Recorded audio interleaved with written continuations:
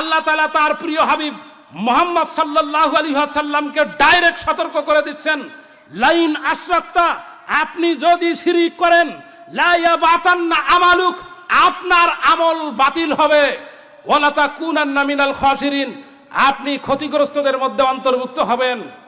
প্রিয় উপস্থিতি, রাসূল আকরাম সাল্লাল্লাহু আলাইহি ওয়াসাল্লাম কোরআনুল কারীম 39 নম্বর সূরা, সূরা জুমার আয়াত নম্বর 65 মাধ্যমে ওহী প্রাপ্ত হওয়ার পর এবার তিনি তার উম্মতকে সতর্ক করে দিচ্ছেন শিরিকের ব্যাপারে। শিরিকের ব্যাপারে সতর্কবাণী পাবেন কোথায়?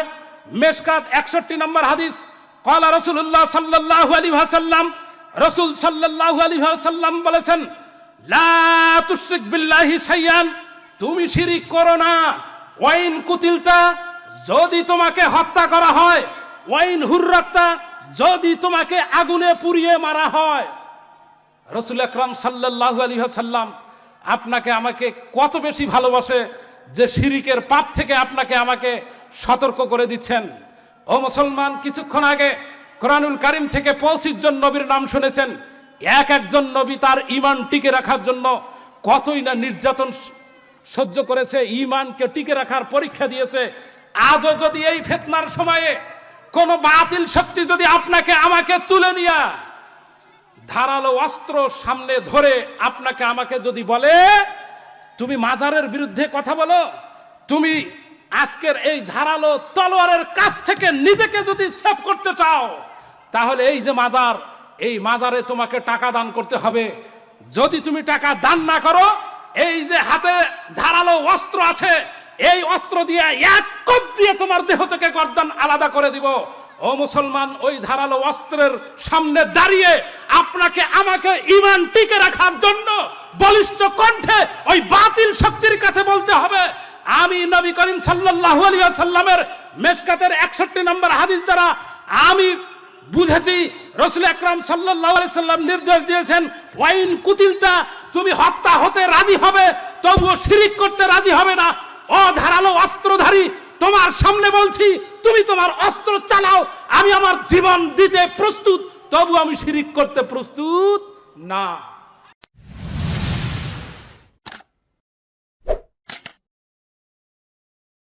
শিরিক আরবি শব্দ, এর বাংলা অর্থ হচ্ছে অংশীদারিত্ব স্থাপন করা। কোরআনুল কারীম 51 নম্বর সূরা, সূরা জারিয়াত আয়াত নম্বর 56 আল্লাহ বলেন, ওয়ামা খালাকতুল জিন্না ওয়াল ইনসা ইল্লা লিয়াবুদুন, আমি মানুষ এবং জিন জাতিকে সৃষ্টি করেছি একমাত্র শুধুমাত্র কেবলমাত্র আমার ইবাদতের জন্য। অত্র আয়াত থেকে বোঝা যায় আল্লাহ তাআলা আপনাকে আমাকে দুনিয়াতে প্রেরণ করেছেন তার ইবাদতের জন্য। আর ওই ইবাদত করতে গিয়ে আপনি আমি যদি সরিষা পরিমাণ অন্য কাউকে শরীক করি, তাহলেই শিরিক হবে।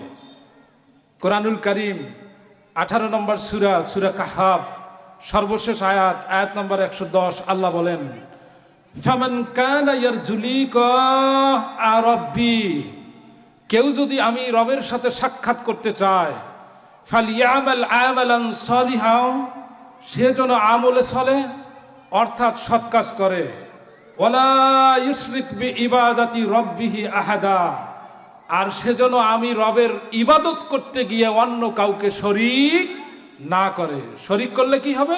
শিরিক হবে। আর শিরিক করলে কি হবে? কোরআনুল কারীম 31 নম্বর সূরা, সূরা লোকমান আয়াত নম্বর 13 এর শেষ অংশ আল্লাহ বলেন, ইন্নাশ শিরকা লাযুলমুন আযীম, নিশ্চয় শিরিক হচ্ছে একটি মস্ত বড় জঘন্য অপরাধ। আল্লাহ তাআলা শিরিক করতে মানা করলেন, আর শিরিক করলে হবে কি? অপরাধ। আর অপরাধ হলে হবে কি?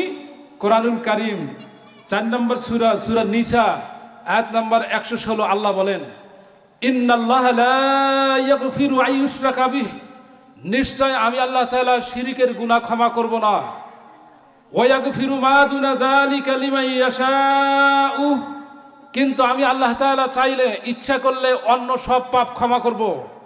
ওয়া ইউশরিক বিল্লাহি ফাকাদ দাল্লা দালালাম বাঈদ, আর যে আমি আল্লাহ তাআলার সাথে শিরিক করবে সে ভীষণভাবে পথভ্রষ্ট হবে। শিরিক করলে মানুষ পথভ্রষ্ট হয়। পথভ্রষ্ট হয় কিভাবে? কোরআনুল কারীম 6 নম্বর সূরা সূরা আনাম আয়াত নম্বর 88 এর শেষ অংশ আল্লাহ বলেন, ওয়ালাউ আশরাকু লাহাবিতু আনহুম মা কানু ইয়ামালুন। কেউ যদি আমি আল্লাহ তাআলার সাথে শিরিক করে তাহলে তার আমলে থাকা সমস্ত নেকিগুলো বাতিল হবে। প্রিয় উপস্থিতি, আমল বাতিলের একটি দৃষ্টান্ত নিন। ধরেন অত্র এলাকার একজন ভাই আব্দুল্লাহ নাম, হালাল টাকা দিয়ে হজ করতে গেছেন। হজের যাবতীয় নিয়ম কানুন তিনি ঠিকঠাক মতো করেছেন। একদিকে হালাল টাকা, অন্যদিকে যাবতীয় নিয়ম তিনি ঠিকঠাক মতো করেছেন। আব্দুল্লাহ ভাইয়ের হালাল টাকার হজ আর যাবতীয় নিয়ম কানুন ঠিক হওয়ার কারণে মহান রব তার হজকে কবুল করে নেন। যেই মুহূর্তে আব্দুল্লাহ ভাইয়ের হজ কবুল হয়, ধরে নেন ওই মুহূর্তে আব্দুল্লাহ ভাইয়ের আমলনামায় গুনাহ ছিল 1.5 কোটি, নেকি ছিল 1 কোটি। বলুন তো, আব্দুল্লাহ ভাইয়ের হজ কবুল করার কারণে আল্লাহ তাআলা তার আমলে থাকা 1.5 কোটি গুনাহ মাফ করে দিয়েছেন। তাহলে তার আমলে অবশিষ্ট আছে কি? 1 কোটি নেকি।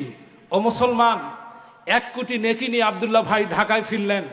ঢাকা বিমানবন্দর থেকে প্রভাবশালী মানুষ প্রাইভেট কার ভাড়া করে রাজারহাটে আসবেন। রাজারহাট তিস্তা পার হয়ে তিনি রাস্তার পাশে থাকা একটি মাজার দেখলেন। মাজার বোঝেন আপনারা? আব্দুল্লাহ ভাই মনে করলেন, আল্লাহ তাআলা যেহেতু হজ করে দেশে ফিরালেন, সহি সালামতে ফিরলাম, তে রাস্তার পাশে থাকা একটি মাজার, অন্তত পক্ষে মাজারে কয়টা টাকা দান করে যাই। ও মুসলমান, আল্লাহর কসম করে বলছি, যেই মাত্র আব্দুল্লাহ ভাই তার পকেটে থাকা 5টা টাকা অন্তত ওই মাজারে দান করবে, ওই মুহূর্তেই আল্লাহ তাআলা তার আমলে থাকা 1 কোটি নেকি বাতিল করে দিবে। দলিল কোরআনুল কারীম 6 নম্বর সূরা সূরা আনাম আয়াত নম্বর 88 এর শেষ অংশ আল্লাহ বলেন, ওয়ালাউ আশরাকু লাহাবিতু আনহুম মা কানু ইয়ামালুন। কেউ যদি আমি আল্লাহ তাআলার সাথে শিরিক করে তাহলে তার সমস্ত আমল বাতিল। তাহলে তার আমলে থাকা 1 কোটি নেকি বাতিল হয়ে গেল, শূন্য। এই অবস্থায় যদি আব্দুল্লাহ ভাইয়ের মৃত্যু হয় তাহলে তার ফয়সালা কি হবে? কোরআনুল কারীম 5 নম্বর সূরা সূরা মায়দা আয়াত নম্বর 72 আল্লাহ বলেন, ওয়া ইন্নাহু মাইয়ুশরিক বিল্লাহ। যে আল্লাহর সাথে শিরিক করবে, ফাকাদ হারামাল্লাহু আলাইহিল জান্নাহ, তার জন্য জান্নাত হারাম। তাহলে লোকটির জন্য যদি জান্নাত হারাম হয়, লোকটা থাকবে কোথায়? আল্লাহ উত্তর দিচ্ছেন, ওয়ামা ওয়াহুন নার, তার থাকার জায়গা জাহান্নাম। ওয়ামা লিয-যালিমিনা মিন আনসার, এইরকম শিরিক করা জালেমের জন্য সুপারিশকারী কেউ থাকবে না। সম্মানিত উপস্থিতি, শিরিক বোঝার জন্য আপনাদেরকে আমার একটি প্রশ্নের উত্তর দিতে হবে। বলুন তো, আল্লাহ রাব্বুল আলামিনের সাথে নবী মুহাম্মদ সাল্লাল্লাহু আলাইহি ওয়াসাল্লামের সম্পর্ক ভালো না খারাপ? অবশ্যই ভালো। অথচ আল্লাহ তাআলা তার প্রিয় হাবিবকে শিরিকের ব্যাপারে সতর্ক করে দিচ্ছেন। সতর্কবাণী শোনার আগে আল্লাহ তাআলার সাথে নবী মুহাম্মদ সাল্লাল্লাহু আলাইহি ওয়াসাল্লামের সম্পর্ক যে ভালো, তার কয়েকটি দৃষ্টান্ত নেন। দৃষ্টান্ত কোরআনুল কারীম 2 নম্বর সূরা সূরা বাকারা আয়াত নম্বর 255, আয়াতুল কুরসি অনেকেরই মুখস্থ। আল্লাহ বলেন, মান যাল্লাযী ইয়াশফাউ ইনদাহু ইল্লা বিইজনি। কিয়ামতের ময়দান এমন একটা ময়দান, ওই ময়দানে আল্লাহর অনুমতি ছাড়া কেউ তার সামনে কথা বলতে পারবে না। আদম আলাইহিস সালাম কথা বলতে পারবেন না, ইদ্রিস আলাইহিস সালাম কথা বলতে পারবেন না, ইব্রাহিম আলাইহিস সালাম কথা বলতে পারবেন না, ইসমাইল আলাইহিস সালাম কথা বলতে পারবেন না, ঈসা আলাইহিস সালাম কথা বলতে পারবেন না, ইয়াহিয়া আলাইহিস সালাম কথা বলতে পারবেন না, ইয়াকুব আলাইহিস সালাম কথা বলতে পারবেন না, ইউনুস আলাইহিস সালাম কথা বলতে পারবেন না, ইউসুফ আলাইহিস সালাম কথা বলতে পারবেন না, ইলিয়াস আলাইহিস সালাম কথা বলতে পারবেন না, হুদ আলাইহিস সালাম কথা বলতে পারবেন না, লূত আলাইহিস সালাম কথা বলতে পারবেন না, নূহ আলাইহিস সালাম কথা বলতে পারবেন না, মূসা আলাইহিস সালাম কথা বলতে পারবেন না, ঈসা আলাইহিস সালাম কথা বলতে পারবেন না, দাউদ আলাইহিস সালাম কথা বলতে পারবেন না, সালেহ আলাইহিস সালাম কথা বলতে পারবেন না, হারুন আলাইহিস সালাম কথা বলতে পারবেন না, জুলফিকার আলাইহিস সালাম কথা বলতে পারবেন না, আলিয়াসা আলাইহিস সালাম কথা বলতে পারবেন না, শুআয়ব আলাইহিস সালাম কথা বলতে পারবেন না, সুলাইমান আলাইহিস সালাম কথা বলতে পারবেন না, জাকারিয়া আলাইহিস সালাম কথা বলতে পারবেন না, আইয়ুব আলাইহিস সালাম কথা বলতে পারবেন না, কোরআনুল কারিমে মোট 25 জন নবীর নাম এসেছে। আমি 24 জন নবীর নাম বললাম। 24 জন নবীর একজনও সেদিন আল্লাহর সাথে কথা বলতে পারবেন না। শুধুমাত্র একমাত্র কেবলমাত্র আপনার আমার প্রাণপ্রিয় রাসূল মুহাম্মদ সাল্লাল্লাহু আলাইহি ওয়াসাল্লাম আল্লাহর অনুমতির মাধ্যমে কথা বলতে পারবেন। কিন্তু বড় দুঃখ ও অনুতাপের বিষয়, তিরমিজি 2441 নম্বর হাদিসের বর্ণনা, রাসূল আকরাম সাল্লাল্লাহু আলাইহি ওয়াসাল্লাম বলেছেন, দুনিয়াতে যে শিরিক করে মৃত্যুবরণ করবে, আল্লাহ তাআলার কাছে কিয়ামতের ময়দানে নবী মুহাম্মদ সাল্লাল্লাহু আলাইহি ওয়াসাল্লাম তার ব্যাপারে আল্লাহর কাছে সুপারিশ করবেন না। দৃষ্টান্ত আর একটি নিন। রাসূল আকরাম সাল্লাল্লাহু আলাইহি ওয়াসাল্লাম এর সাথে আল্লাহ তাআলার যে সম্পর্ক ভালো, আর একটা দৃষ্টান্ত নিন। কোরআনুল কারীম 68 নম্বর সূরা, সূরা কলাম, আয়াত নম্বর 4, আল্লাহ বলেন, ওয়া ইন্নাকা লাআলা খুলুকিন আযীম। হাবিব, আপনাকে সুমহান চরিত্রের অধিকারী করে দুনিয়াতে প্রেরণ করেছি। যেই চরিত্রের সার্টিফিকেট আল্লাহ তাআলা স্বয়ং নিজেই মুহাম্মদ সাল্লাল্লাহু আলাইহি সাল্লামের চরিত্রের সার্টিফিকেট দিলেন। এই আজিম শব্দ কোরআনুল কারীমে অন্য কোন নবীর সামনে আল্লাহ তাআলা উল্লেখ করলেন না। চরিত্রের সার্টিফিকেট দিলেন আল্লাহ তাআলা স্বয়ং নিজেই। বলুন তো সেই নবীর সাথে আল্লাহ তাআলার সম্পর্ক কত বেশি ভালো। আর একটা দৃষ্টান্ত নিন। কোরআনুল কারীম 47 নম্বর সূরা, সূরা মুহাম্মদ, আয়াত নম্বর 33, আল্লাহ বলেন, ইয়া আইয়ুহাল্লাযীনা আমানু, হে বিশ্বাসীগণ, আতিউল্লাহ, আল্লাহর আনুগত্য করো, ওয়া আতিউর রাসূল, রাসূলের আনুগত্য করো। প্রিয় উপস্থিতি, আলোচনায় মনোযোগ দিন। আল্লাহ তাআলার সাথে রাসূল আকরাম সাল্লাল্লাহু আলাইহি ওয়াসাল্লামের সম্পর্ক কতটা ভালো হলে আল্লাহ তাআলা তার আনুগত্যের পরেই রাসূলের আনুগত্য করার কথা বললেন। আর একটি দৃষ্টান্ত নিন। কোরআনুল কারীম 59 নম্বর সূরা, সূরা হাসর, আয়াত নম্বর 7, আল্লাহ বলেন, ওয়ামা আতাকুমুর রাসূলু ফাখুযুহু, তোমার রাসূল যা দেয় তা গ্রহণ করো। ওয়ামা নাহাকুম আনহু ফান্তাহু, তোমার রাসূল যা থেকে বিরত থাকতে বলে তা থেকে বিরত থাকো। ওয়াত্তাকুল্লাহ, আমি আল্লাহ তাআলাকে ভয় করো। ইন্নাল্লাহা শাদীদুল ইকাব, নিশ্চয় আমি আল্লাহ তাআলা শাস্তি দানে বড় কঠোর। প্রিয় উপস্থিতি, রাসূল আকরাম সাল্লাল্লাহু আলাইহি ওয়াসাল্লামের সাথে মহান আল্লাহ তাআলার সম্পর্ক কতটা ভালো হলে আল্লাহ তাআলা কোরআনুল কারীমের আয়াত দ্বারা তার হুকুম মানার জন্য আপনাকে আমাকে নির্দেশ দিলেন। প্রিয় উপস্থিতি, রাসূল আকরাম সাল্লাল্লাহু আলাইহি ওয়াসাল্লামের সাথে মহান আল্লাহ তাআলার সম্পর্ক কত ভালো। আর একটা দৃষ্টান্ত নিন। কোরআনুল কারীম 49 নম্বর সূরা, সূরা হুজরাত, আয়াত নম্বর 1-2। তবে এই আয়াত নম্বর 1-2 এর নাজিলের প্রেক্ষাপট যদি আপনি শোনেন, তাহলে আয়াতের অর্থ বোঝা আপনার জন্য সহজ হবে। নাজিলের প্রেক্ষাপট বলছি, সহিহ মুসলিম 4367 নম্বর হাদিস, বাংলাদেশ ইসলামী ফাউন্ডেশন 4025 নম্বর হাদিস। রাসূল আকরাম সাল্লাল্লাহু আলাইহি ওয়াসাল্লামের পাশে হযরত উমর রাদিয়াল্লাহু তাআলা আনহু এবং হযরত আবু বকর রাদিয়াল্লাহু তাআলা আনহু বসা আছেন। দুইজন কথা বলছেন, কোন একটি বিষয় নিয়ে কথা হচ্ছে। লম্বা একটি ঘটনা আমি সংক্ষেপ করে বলছি।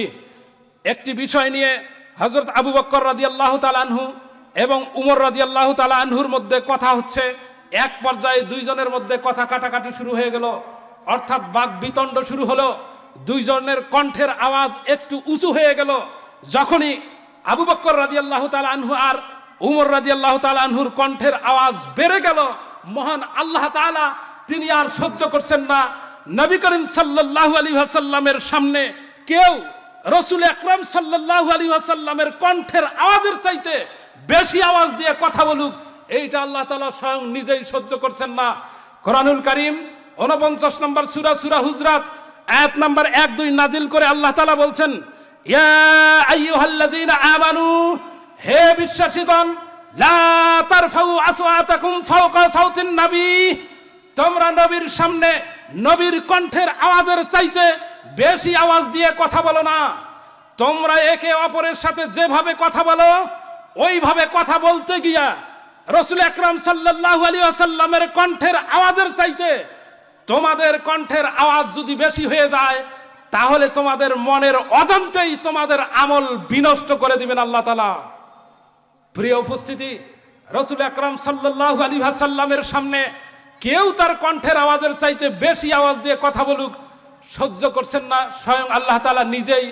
তাহলে এতগুলো দৃষ্টান্ত থেকে বোঝা যায় রসুল আকরাম সাল্লাল্লাহু আলাইহি ওয়াসাল্লামের সাথে মহান আল্লাহ তাআলার সম্পর্ক অনেক অনেক অনেক ভালো।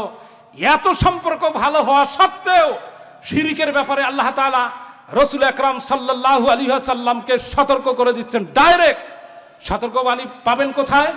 বাড়িতে গিয়ে কোরআনুল কারীম খুলবেন, 39 নম্বর সূরা, সূরা জুমার আয়াত নম্বর 65 দেখবেন আল্লাহ তাআলা বলেন, ওয়ালাকাদ উহিয়া ইলাইকা, হে নবী আপনার প্রতি, ওয়াইলাল্লাযিনা মিন ক্বাবলিকা, আপনার পূর্ববর্তীদের প্রতি ওহী নাজিল করা হয়েছে যে লাইন আশরাকতা, আপনি যদি শিরিক করেন, লাইন আশরাকতা, আপনি যদি শিরিক করেন, লা ইয়াবাতান্না আমালুক, আপনার আমল বাতিল হবে, ওয়ালা তাকুনান্না মিনাল খাসিরিন, আপনি ক্ষতিগ্রস্তদের মধ্যে অন্তর্ভুক্ত হবেন।